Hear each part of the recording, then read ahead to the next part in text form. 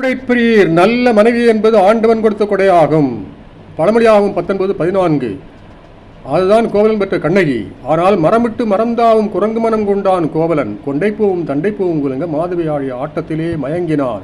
இந்த கதை சிலப்பதிகாரத்திற்கு வரும் முன்பே செவிவழி கதையாகவே பழங்காலத்தில் சற்று வேறுபட்டு பரவியிருந்திருக்கலாம். எனவேதான் கண்ணகி பற்றிய செய்தியை சங்க காலத்திலேயே பாடியுள்ளனர் புலவோர். பேகன் என்ற வள்ளலின் மனைவிதான் கண்ணகியாம். போரிட்டு எதிரிகளை வெல்வான் பேகன். ஆனால் வல்லூரை எதிர்த்து வண்ணக்கிளி ஒன்று வென்றது போலவே நல்லூர் பரத்தை ஒருத்தி பேகனை வீழ்த்திவிட்டாள்.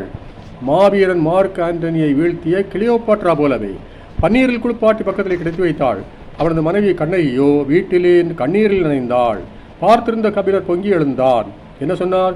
பத்தினிக்கு நீ பருவு இரக்கம் காட்டாவிடில் உன்னை போல கொடியவன் உலகத்தில் உண்டோ. புறநானூறு 144.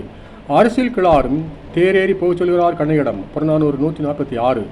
பெருங்குந்தூர் கிளாரோ கண்ணகி பூவிழந்து பொட்டெழுந்து நிற்கின்றாள், எனவே நீ அவளை அடைந்து விட்டால் அவள் பூமுடிப்பாள் என்கிறாள்.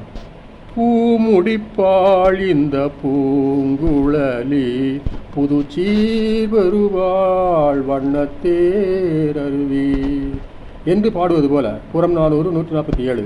இனி சிலப்பதிகாரத்துக்கு வருவோம். அங்கு யார் இடித்துரைத்தாரோ தெரியவில்லை. கோவலன் கண்ணகியிடம் மீண்டு வந்தான். மதுரைக்கு அழைத்தான். வரவேற்றின்றி எழுந்து வந்தால் மதுரைக்கு.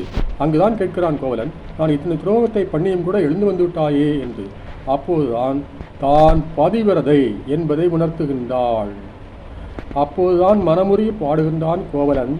நாணமும் நடனும் நல்லோர் ஏத்தும் பேணிய கற்பும் பெருந்துணையாக பொன்னே கொடியே புனைவும் கோதாய் நானின் பாவாய் நீ நில விளக்கே கற்பின் கொழுந்தே பொற்பின் செல்வி என்கின்றான்.